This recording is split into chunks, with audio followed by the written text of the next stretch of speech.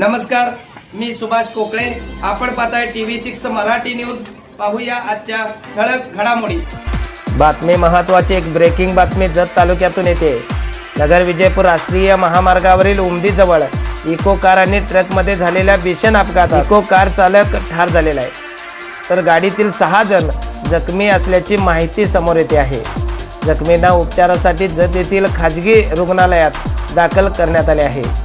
नगर विजयपूर राष्ट्रीय महामार्गावरील उमदी गावाजवळ असलेल्या शेवाळे नगर या ठिकाणी ट्रक क्रमांक MH14 JP 5099 इको कार क्रमांक MH12 JC 0339 या दोन्ही वाहनामध्ये समोरासमोर धडक झालेली आहे आणि हा भीषण अपघात झालेला आहे. यामध्ये इको कार चालक हा जागीच ठार झालेला असून या गाडीतील 6 जण जखमी असल्याची माहिती समोर येते आहे आणि या जखमींना जत येथे उपचारासाठी दाखल केल्याचेही नागरिकांनी सांगितले. नगर विजयपूर राष्ट्रीय महामार्गावर अपघाताची मालिकाच सुरू आहे.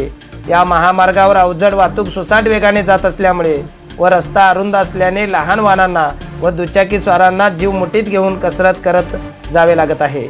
या मार्गावर दिवसेंदिवस वाढत असलेल्या अपघाताची संख्या पाहता लोकांमध्ये भीतीचे वातावरण आहे.